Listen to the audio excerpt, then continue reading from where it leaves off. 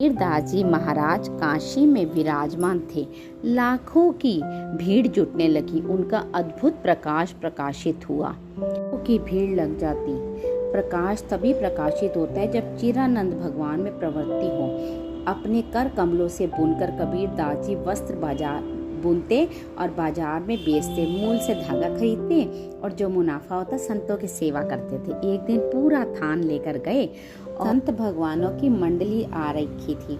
संत भगवान के जो मुखिया थे वो आए, ये पूरा वस्त्र दे दो, सबकी लंगोटी और अचला का काम करेगी साधु संतों की।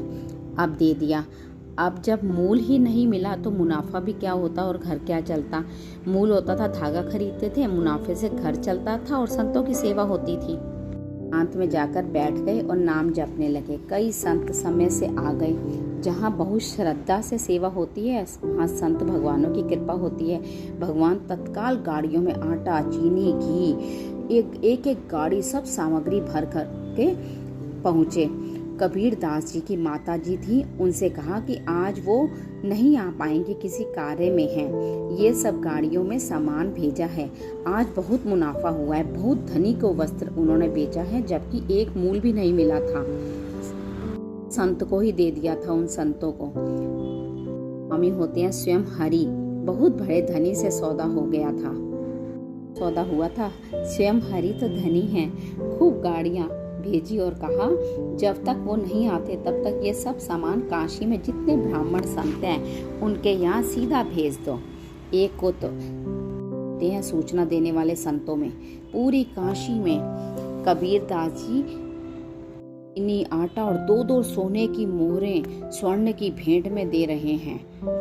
कबीरदास जी एक झाड़ी में छिपे बैठे थे, भजन कर रहे थे। वहां से कई लोग निकले, बोले धन्य है कबीरदास जी, कितनी सामग्री उत्साह पूर्वक बांट रहे थे। अरे भाई, हम तो सोचा ही नहीं था। सामग्री तो मिली, सोने की मोहरें भी मिली। कबीरदास जी ने मन में कहा हम तो यहाँ छिपे बैठे हैं, खुश था ही नहीं, ये कैसे।